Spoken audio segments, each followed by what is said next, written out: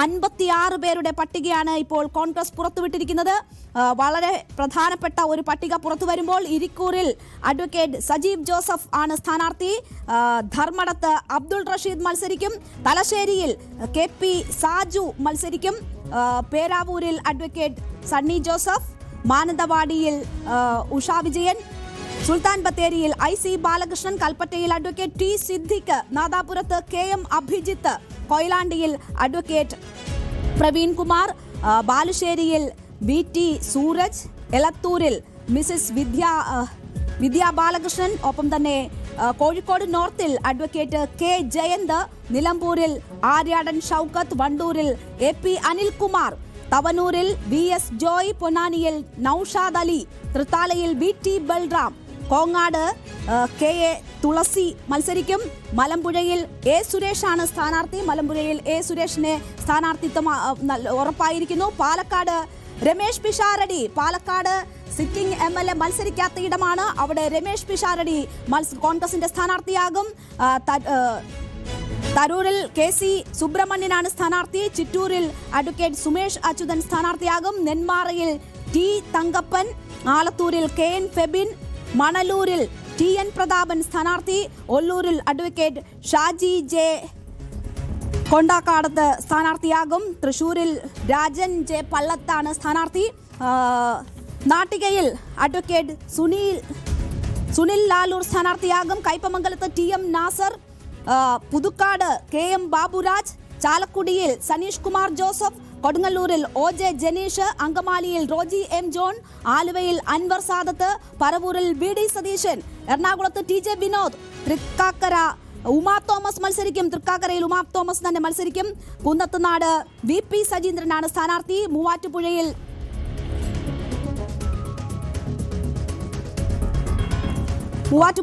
Doctor Mathew Kuzhalnadan മത്സരിക്കും. വൈക്കത്ത് K ബിനിമോളാണ് സ്ഥാനാർത്ഥി. കോട്ടയം തിരുവഞ്ചൂർ രാധാകൃഷ്ണൻ. പുതുപ്പള്ളിയിൽ ചാണ്ടി ഉമ്മൻ. അരൂരിൽ ഷാനിമോൾ ഉസ്മാൻ. ചേർത്തലയിൽ KR രാജേന്ദ്ര പ്രസാദ്. ഹരിപ്പാട് രമേശ് ചെന്നിത്തല. മാവേലിക്കരയിൽ അഡ്വക്കേറ്റ് മുത്തറരാജ് മത്സരിക്കും. കരുനാഗപ്പള്ളിയിൽ CR മഹേഷ്. കൊട്ടാരക്കരയിൽ അഡ്വക്കേറ്റ് P ഐഷ പോറ്റി. പത്തനാപുരത്ത് ജ്യോതികുമാർ ചാമക്കാല. കുണ്ടറയിൽ PC വിഷ്ണുനാഥ്. കൊല്ലത്ത് അഡ്വക്കേറ്റ് ബിന്ദു കൃഷ്ണ. ചാത്തന്നൂരിൽ സൂരജ് രവി. ചിറയൻകീഴ് രമ്യ ഹരിദാസ്. ചിറയൻകീഴിൽ രമ്യ ഹരിദാസ് ഉറപ്പിച്ചിരിക്കുന്നു. പ്രാദേശികമായി വലിയ എതിർപ്പുണ്ടായിരുന്നു അവിടെ. വട്ടിയൂർക്കാവിൽ K മുരളീധരൻ. കോവളത്ത് M വിൻസെന്റ് സ്ഥാനാർത്ഥിയാകുന്നു എന്ന കാര്യം കൂടിയുണ്ട്. ഡാൻ കുര്യൻ നമുക്കൊപ്പം ചേരുന്നുണ്ട്. ഡാൻ, കോവളത്ത് M വിൻസെന്റിന്റെ സ്ഥാനാർത്ഥിത്വം പ്രഖ്യാപിച്ചിരിക്കുന്നു. M വിൻസെന്റ് ഉണ്ടാകില്ല എന്ന സൂചനകൾ ഉണ്ടായിരുന്നു. ഏറ്റവും പ്രധാനപ്പെട്ട കാര്യം, ആകാംക്ഷ ഉണർത്തുന്ന കാര്യം, കണ്ണൂരിൽ തർക്കം നിലനിന്നിരുന്ന കണ്ണൂരിൽ ആര് മത്സരിക്കും എന്നതിനെ കുറിച്ച് ഒരു സൂചനയും ആദ്യ പട്ടികയിലില്ല. നമ്മൾ ആദ്യം പറഞ്ഞ പോലെ കണ്ണൂർ മാറ്റിവെച്ചിരിക്കുന്നു. നിർണായകമായ തെരഞ്ഞെടുപ്പാണ്. അതിൽ കോന്നിയും അതുപോലെ തന്നെ ആദ്യ പട്ടികയിലില്ല എന്നാണ് സൂചന. അഭ്യൂഹങ്ങൾക്ക് വിരാമമിട്ട് M വിൻസെന്റ് കോവളത്ത് മത്സരിക്കുമെന്ന കാര്യം ഉറപ്പായിരിക്കുന്നു. M വിൻസെന്റിനെ മാറ്റിയേക്കുമെന്ന തരത്തിലുള്ള ചില തെറ്റായ പ്രചരണങ്ങളൊക്കെ നടക്കുന്നുണ്ടായിരുന്നു. പക്ഷേ കോൺഗ്രസ് ക്യാമ്പ് ആദ്യമേ അത് തള്ളിയതാണ്. വിൻസെന്റ് സ്ഥാനാർത്ഥിയാകുമെന്ന് ആദ്യഘട്ടം മുതൽ തന്നെ ഉറപ്പിച്ചതാണ്. അനൌദ്യോഗികമായ പ്രചാരണത്തിന് വിൻസെന്റ് തുടക്കമിട്ടതാണ്. അത് ഉറപ്പാക്കുന്ന ഒരു പട്ടികയാണ് ഇപ്പോൾ പരാമർശിച്ചിട്ടില്ല. തീർച്ചയായിട്ടും. അതായത് അതോടൊപ്പം ഈ പ്രാദേശികമായി ഉയർന്ന പ്രതിഷേധങ്ങൾ കണക്കിലെടുക്കാതെ ചിറയൻകീഴിൽ രമ്യ ഹരിദാസിന് സ്ഥാനാർത്ഥിത്വം നൽകാനുള്ള കോൺഗ്രസ് നേതൃത്വത്തിന്റെ തീരുമാനത്തോട് ഏത് തരത്തിലായിരിക്കും ഈ സ്ഥാനാർത്ഥിത്വം കാംക്ഷിച്ചിരുന്ന മറ്റ് നേതാക്കളുടെ പ്രതികരണം, അത് വലിയൊരു വെല്ലുവിളിയായി മാറും. അവിടെ എന്ത് പ്രതിഫലനമാകും ഉണ്ടാക്കുക എന്നത് ശ്രദ്ധേയമായിട്ടുള്ള കാര്യമാണ്. കിരൺ എന്നോടൊപ്പം ചെയ്തു. കിരൺ, വലിയ ആകാംക്ഷയോടെ കേരളം കാത്തിരുന്ന ഒരു പട്ടികയുടെ ആദ്യ ഭാഗം പുറത്തു വന്നിരിക്കുന്നു. അതിന് രാഷ്ട്രീയമായി എങ്ങനെ വിലയിരുത്താം ആദ്യഘട്ടത്തിൽ? തർക്കമുള്ള പ്രധാനപ്പെട്ട മണ്ഡലങ്ങളിലെ എല്ലാം സീറ്റുകൾ ഒഴിച്ചിട്ട് തർക്കരഹിത മണ്ഡലങ്ങളിലെ സീറ്റുകൾ മാത്രമാണ് ഇപ്പോൾ പുറത്തു വന്നിരിക്കുന്നത്. പ്രധാനപ്പെട്ട മണ്ഡലങ്ങളൊക്കെ തർക്കം, അരുവിക്കരയിൽ തർക്കമുണ്ടായിരുന്നു, ആര് മത്സരിക്കണമെന്നത് അവരെ ഒഴിച്ചിട്ടിരിക്കുന്നു. ഈ തർക്കത്തിൽ ഇതുവരെ ഉണ്ടായിരുന്നതിൽ കോവളത്തെയാണ് ചില തലത്തിലെങ്കിലും കോൺഗ്രസ് പാർട്ടിയിൽ നിന്നല്ലാതെ ചില അഭ്യൂഹങ്ങളൊക്കെ പ്രചരിച്ചിരുന്നു M വിൻസെന്റിനെ ഒഴിവാക്കുമെന്നുള്ളത്. പക്ഷേ M വിൻസെന്റിനെ ഒഴിവാക്കിയിട്ടില്ല എന്നുള്ളതാണ് ഏറ്റവും പ്രധാനപ്പെട്ട പ്രത്യേകത. തിരുവനന്തപുരത്ത് പക്ഷേ അരുവിക്കരയിൽ ആരാണ് സ്ഥാനാർത്ഥി എന്നത് തീരുമാനം ആയിട്ടില്ല. വട്ടിയൂർക്കാവിൽ K മുരളീധരൻ എന്നത് നേരത്തെ തീരുമാനിച്ചതാണ്. ചിറയൻകീഴിൽ രമ്യ ഹരിദാസിനെതിരെ പ്രാദേശികമായ ചില ചില എതിർപ്പുകളൊക്കെ ഉയർന്നെങ്കിലും രമ്യ ഹരിദാസിനെ പോലെ സംസ്ഥാനം നിറഞ്ഞു നിൽക്കുന്ന ഒരു പ്രധാനപ്പെട്ട നേതാവിനെ തന്നെ ചിറയൻകീഴിൽ സ്ഥാനാർത്ഥിയാക്കുന്നു. സംവരണ മണ്ഡലമാണ്.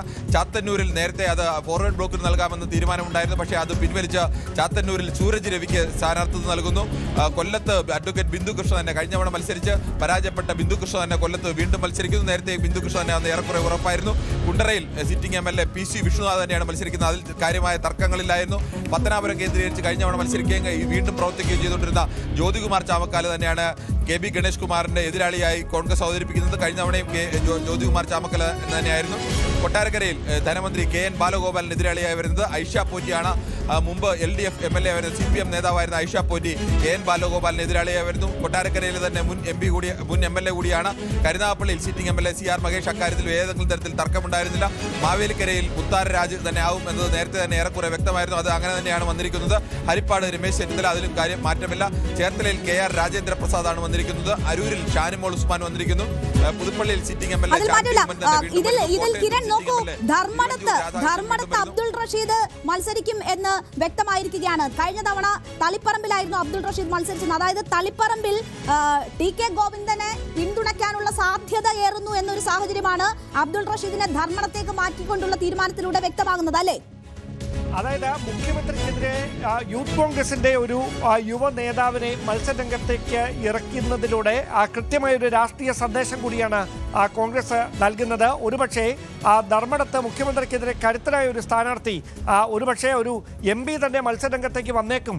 അവിടെ ഷാഫി പറമ്പിന്റെ പേരൊക്കെ ആദ്യം പറഞ്ഞു കേട്ടതാണ്. പിന്നീട് ഈ MP മാരുമായി ബന്ധപ്പെട്ടുണ്ടായ അനിശ്ചിതത്വമാണ് ഒടുവിൽ അബ്ദുൾ റഷീദിലേക്ക് ഈ പേര് എത്തിയത് എന്നാണ് സൂചന. മാത്രമല്ല നേതൃത്വം കൃത്യമായ ചർച്ചകൾക്കൊടുവിലാണ് മുഖ്യമന്ത്രിക്കെതിരെ അബ്ദുൾ റഷീദിനെ മത്സരിപ്പിക്കാനുള്ള ഒരു തീരുമാനത്തിലേക്ക് എത്തിയിരിക്കുന്നത്. മുഖ്യമന്ത്രി ഇന്ന് തെരഞ്ഞെടുപ്പ് പ്രചാരണത്തിന് റോഡ് ഷോയോടെ കണ്ണൂരിൽ തുടക്കം കുറിച്ചിരിക്കുകയാണ്. അതിന് പിന്നാലെയാണ് കോൺഗ്രസിന്റെ ഈ സ്ഥാനാർത്ഥി പട്ടിക പുറത്തു വരുന്നത്. എന്തായാലും ഈ തർക്കങ്ങളില്ലാതെ ഒറ്റ പേരിലേക്ക് എത്താൻ കഴിഞ്ഞ മണ്ഡലങ്ങളിലെ സ്ഥാനാർത്ഥികളെയാണ് ആദ്യഘട്ടത്തെ ഈ ലിസ്റ്റിൽ കോൺഗ്രസ് പ്രഖ്യാപിച്ചിരിക്കുന്നതെന്നാണ് വിവരം. അതിൽ ഏറ്റവും സസ്പെൻസ് നിലനിർത്തുന്ന കാര്യം MP മാർ മത്സരിക്കേണ്ടതില്ല എന്ന ഉറച്ച നിലപാട് സംസ്ഥാന നേതൃത്വം എടുക്കുകയും ആ കാര്യം ഹൈക്കമാൻഡിനെ അറിയിക്കുകയും ഹൈക്കമാൻഡ് ആ കാര്യത്തിൽ കൃത്യമായി നേതൃത്വത്തോട്, പ്രത്യേകിച്ച് മത്സരിക്കാൻ താല്പര്യം പ്രകടിപ്പിച്ച് പരസ്യ പ്രതികരണവുമായി രംഗത്തെത്തിയ MP മാരോട് ആ കാര്യം കമ്മ്യൂണിക്കേറ്റ് ചെയ്യുകയും ചെയ്തതിനു ശേഷവും ഈ മണ്ഡലങ്ങളിൽ, പ്രത്യേകിച്ച് കണ്ണൂരും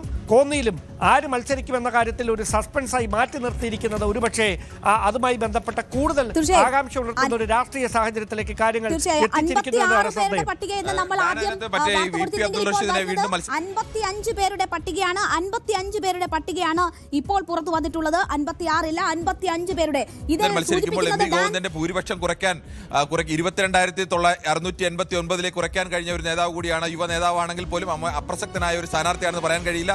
2016 ജെയിംസ് ജോസഫ് 40,617 വോട്ടിന്റെ ഭൂരിപക്ഷത്തിൽ വിജയിച്ച തളിപ്പറമ്പിലാണ് MP ഗോവിന്ദനെ പോലെ മുൻ MLA ആയിരുന്ന കേരളത്തിലെ തലമുതിർന്ന CPM നേതാവായ MP ഗോവിന്ദൻ മത്സരിക്കുമ്പോൾ കഴിഞ്ഞ തവണ ആ ഭൂരിപക്ഷത്തെ 22,689 കുറച്ച വമ്പന്മാർക്ക് മുന്നിൽ എതിരിടാൻ തന്നെയാണ് ഇത്തവണയും VP അബ്ദുൾ റഷീദിനെ നിയോഗിച്ചിരിക്കുന്നത് കണ്ണൂരിൽ നിന്നും.